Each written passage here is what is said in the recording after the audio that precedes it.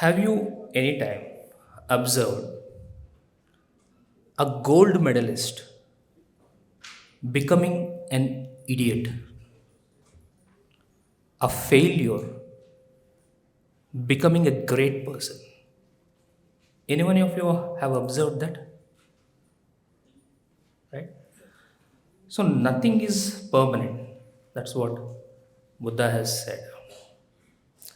So if you want one to grow, we need proper investment. So cultivation of mind should be the ultimate aim of human existence. That's what Dr. Baba Sahib Ambedkar meant. So let's try to understand what is cultivation, mind, and cultivation of mind. So, what could a cultivation mean? What do you mean by cultivation? Anyone has any idea about it? I think everybody would have an idea about what cultivation is. So, let's take a seed planted in the ground. We water it, watch it germinate, growing into a plant, further into a tree, and then bearing fruits in its season. If this is cultivation, it is not that easy because there are weeds growing in between, and the disease will be striking the plant. So, we need to remove the weeds and we need to address the disease without killing the plant. So, it is not very easy task, cultivation. And mind is much more difficult to understand. What mind is much more difficult. I think Dr. Baba Sahib Ambedkar might have felt that kind of difficulty also.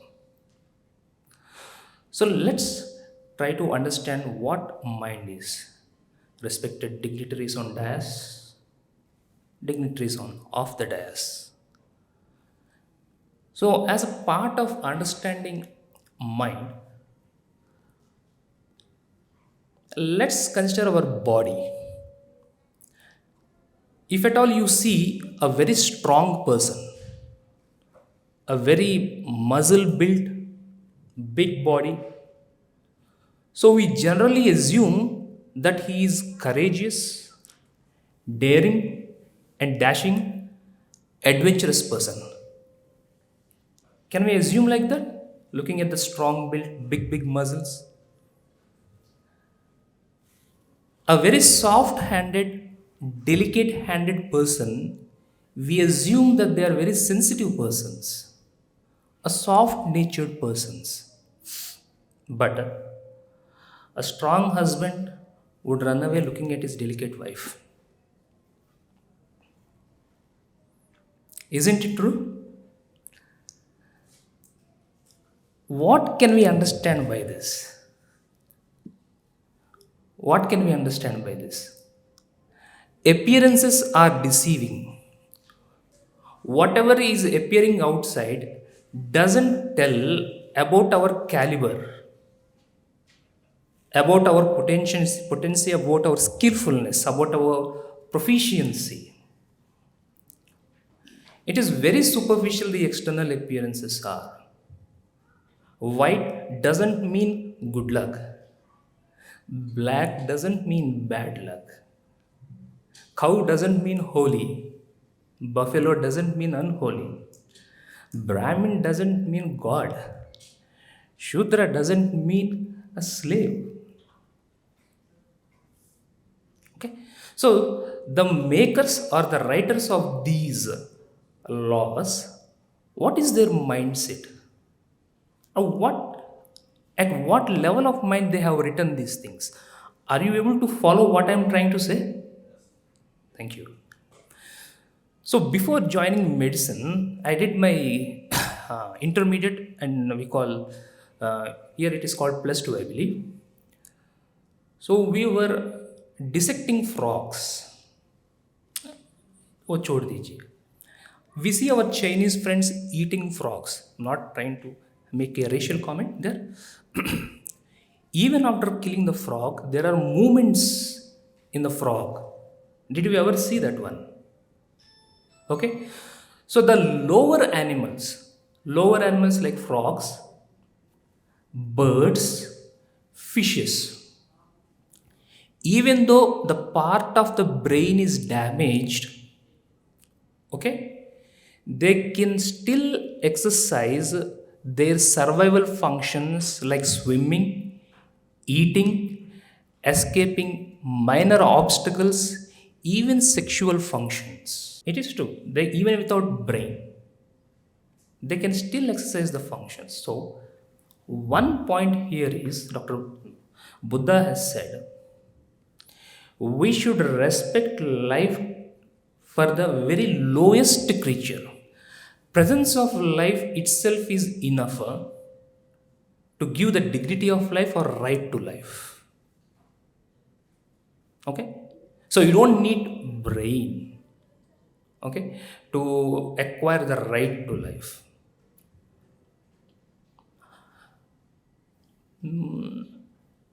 But how are these animals, even without part of the brain, are able to perform these functions?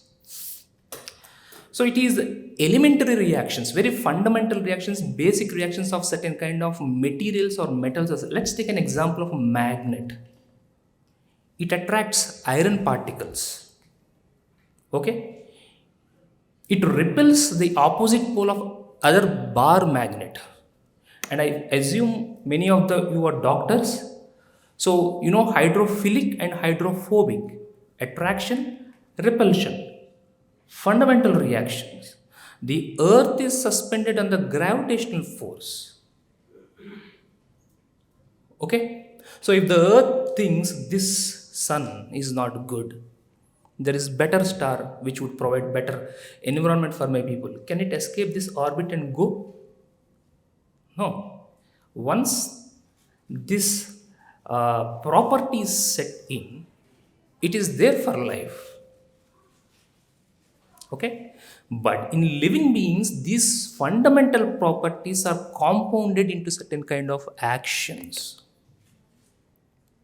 Okay, so that is how even without a proper brain, these animals can perform the basic living functions. Can humans perform these functions without brain? I will tell you one movie in Telugu. So there is this person who has to run for 500 meters distance. Okay? And either side of that line there are village people. Okay? The distance he covers, that much distance of the people lives will be spared. And the rest will be killed. But he should run without head. Fortunately for the village people, he would run the 500 meters. Unfortunately for the science, he still runs the 500 meters. You don't know how. So, in the part of evolution, what happens is, as the evolution progresses further and further, as evolution becoming higher and higher, sophisticated, in lower animals, all these functions are generalized through entire part of the brain and the nervous system. They are not specifically stuck to one particular part. They are very much generalized. So that is the reason why even one single part is damaged, other parts compensate it.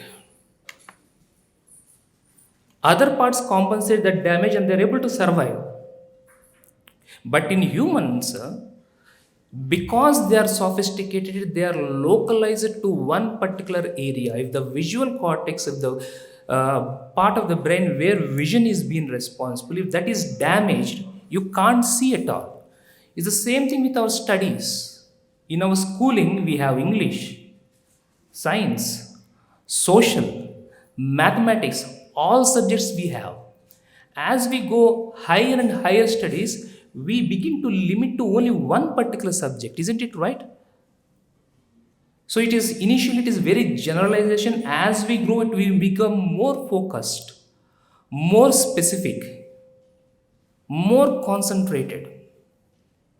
So now we understood that mind is related to the brain. Can we understand? Can we understand mind is related to the brain? But mind is not brain. Mind is related to the brain, but mind is not brain. So I asked my friend, me and my friend were having a discussion. He said he has experienced God. Okay, fine, very good. How did you experience God? I asked. He said he experienced God through his senses. All right, fine. So, which sense did you experience? Did you experience God through your vision? Did you experience God through your hearing? Through your nose? Did you taste God? Or did you touch God? No, none of these, he said. Then you yourself told that you have experienced God through your senses, and now you are saying again, none of these senses, with none of these senses, I have experienced God. Can we say it is nonsense? I asked. A very logical argument. He got very offended. He said, it is not nonsense, it is above all the senses. That is what nonsense is.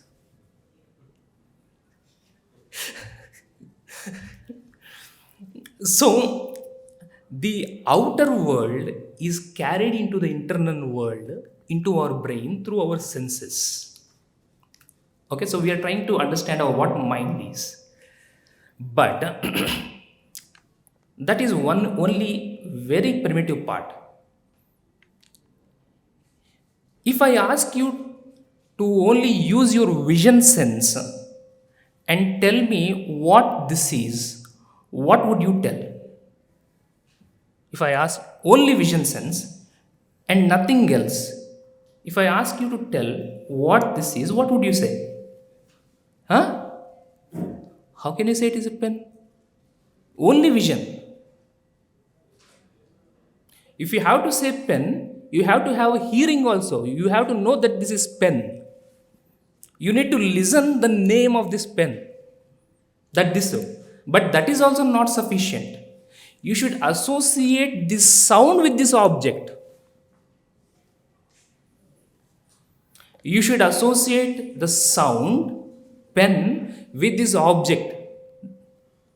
Other than that, you can't recognize that this is pen. If you only use vision, it is something, a straight object. Even if I have to say it is something, a linear object, I have to use words. That is knowledge. You have to have knowledge about the properties.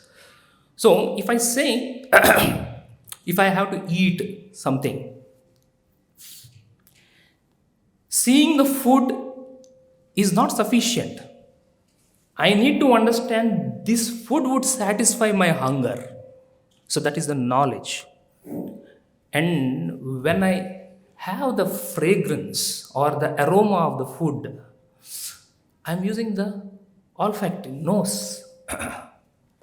I touch it with hand or the spoon, touch sense, and I'm eating it, tasting it, and then I am swallowing it, I'm having an experience. So, all the senses would work together to give us an experience. And once we have this experience would have a separate existence. It would try to relate with other experiences, adding, it would divide, subtract, multiply, and it is compounded into thoughts. That is what Buddha said. Our thoughts tell us what we are. Are we clear here up till now? It's very silence is threatening me. Uh-huh. knowledge, sense, very difficult to understand the mind. This is only trying to understand a very glimpse of it, and not very sophisticated to help her. Even we haven't advanced to clearly depict how the thoughts rise. Hmm?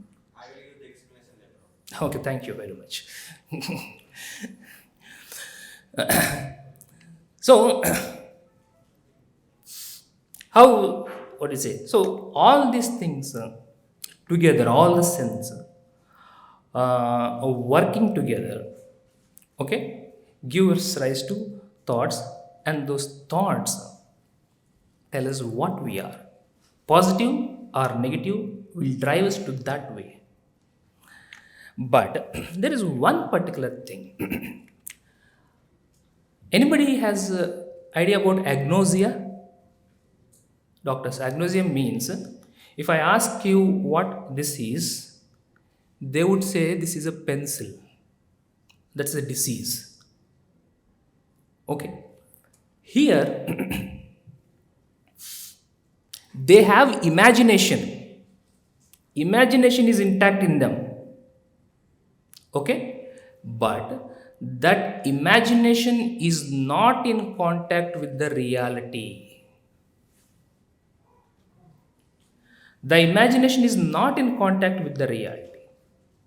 So, it would drive people into the fantasy world, unrealistic world. So, for us to have a proper mind, our imagination should match with the reality. Or else, it will drive us into the very fantasy world.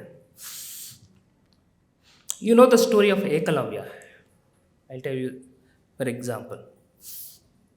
After he being rejected by Drona, he builds the statue of Drona. But he is completely self-learned. Is that right? He is completely self-learned. Drona never taught him anything. So he is so immersed in that bhakti, in that statue, he mistook that real person have taught him for himself. Okay? So when we are unable to differentiate between fantasy and the reality, even then whatever we have learned might go into scientific unnecessary sacrifice. Can we understand like that? No, though the our ideological description is a different thing. But here we are trying to understand the terms of concept of the mind. Okay? So so now coming to, so did we understand that thoughts are only one part of what mind is? Knowledge and some of the cognitions, desires, there are different elements which together form mind. But we are trying to be very much limited to understand the particular concept of mind. So now coming to the cultivation of the mind. So I will end with this. What cultivation of mind is. First thing is, as we have discussed, proper associations.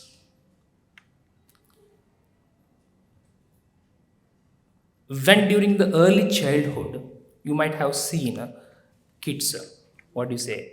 What do you say? They don't eat food properly. They try to jump here and there, run here and there, and mother tries to employ different methods to attract the kid and feed them. As a part of these kind of things, mother says sometimes, if you don't eat, the ghost will swallow you, or a thief will rob you and take you away. But there is no ghost over there. Okay? So, wrong associations. When in fact there is no ghost, when you're making them believe that it is a ghost, You are destroying the authenticity, the power of this man has, and thus you are destroying the confidence within himself. Though the kid may not understand, this is the daily thing which happens. You are destroying the confidence in their senses, thus destroying rationality, thus destroying confidence in himself only. So, and it is easy for them to believe in the nonsensical thing. Okay? And our minds are very much immature at birth. Brains are immature at birth. Is that right? So let's consider the analogy of our brain as a tape recorder, an immature tape recorder. Okay? If the recorder is not functioning properly, would it record everything completely? It won't record everything completely. It would record in patchy manner. Here one patch, here one patch. Okay? And they will try to make associations with these different patches. So when they try to make associations with different patches, which there is missing information in between these different patches. So they think this is causing this. It's like a magical thinking, like when I sneeze now, and at the same time a door closes suddenly, people in this kind of mindset would think my sneezing has caused the door to close. At this age, kids would be enjoying the peekaboo. Did you know? Peekaboo in the sense hide and seek. Okay? So they don't really understand that there is an objective world outside their mind. They don't understand the kids. They don't understand that there is an outside world. They only have, because of that immaturity, they didn't grow from subjectivity, from their self to objectivity, to the societal self. So when they see a person suddenly coming out of from their hide, their assumption is they have suddenly appeared. Sorry? Oh, you're talking. Okay. They would be suddenly appeared, and they hide, they think they have disappeared. That is the concept of the mind of the kid in that age. So these kind of sudden appearances, all these things are kind of magical thinking. And then comes a complete recording. Then we come to maturity. Recording is complete, we are able to make sense, that is very superficial understanding. Superficial understanding means whatever we see is ultimate. Whatever we see is ultimate in the sense, if I see a mirage, you know mirages? So, to my eyes it appears real. So I think that it is a water, and I'll go drink from it. Try to drink, make an attempt to drink from it. Whatever I see is true. And the sun is of the same size as it appears to me. So that is the reason why one person can jump up there and eat it like a fruit. Did you hear this story? And the moon is also of the same size as it appears. So that's the reason why they can jump and land on the moon. Those are the stories associated with this level of mindset. A very primitive thought, very superficial association. Then comes the deep understanding. Oh, I'm going to the mirage, but there is no water. So there is something more beyond what we see. Beyond what we see. So the sunlight, the reflections, all this bring together to form a kind of a illusion. So this is wrong. I'm finishing. This is wrong. So this is unlearning. That is what Buddha said. Is that right? We have to unlearn from the mistakes. Only then we can grow. Sorry?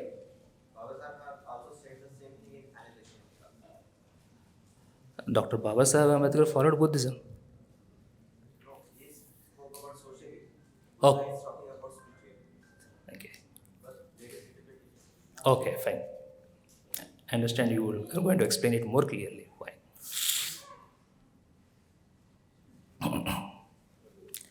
So, cultivating the mind is trying to go beyond the superficial and try to go into thinking of the elementary particles and trying to make association. So, before coming to the final part, I will give you 2 examples and then I'll finish. So there is a village, there is a place in Andhra Pradesh.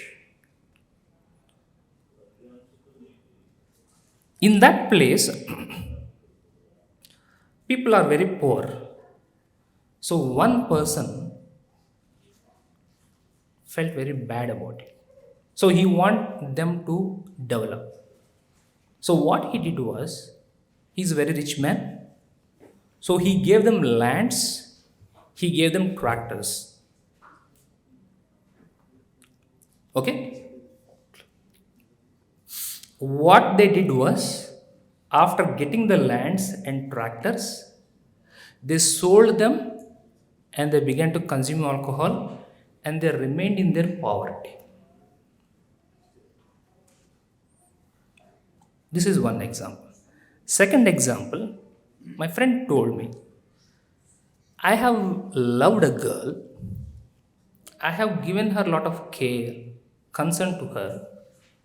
She rejected me, but she went and loved a guy who is alcoholic, who consumes, who smokes, who is very aggressive person, very antisocial person, he said. I asked him, what is the family of the girl whom you loved? Even her father is alcoholic. Even her father is abusive. So, our mind is being created by the environment we develop from. The first 6 years of life is very crucial. 95% of the brain development occurs in first 6 years of life. And the environment in the childhood makes a significant impact. So, we record that environment and we are familiar with that environment only. And we do not know what to do if any other environment, like one of my patients, she always criticizes her parents that they haven't taken care of her well. One day they left everything and came to her to take care of her. She said that she is more terrified than before because she doesn't know how to reciprocate love and care. So before going into the power, before going into these kind of things, we should have education. So my final words of advice, Dr. Baba Sahib Ambedkar said, to educate, agitate, and organize, have faith in yourself. With justice on our side, I don't see how we can lose our battle. The battle to me is a matter of joy, the battle in its fullest sense spiritual. There is nothing material or social in it. For ours is a battle not for wealth or for power. It is a battle for freedom. It is a battle for the reclamation of human personality. Jai Bhim, Jai Mulnivasi.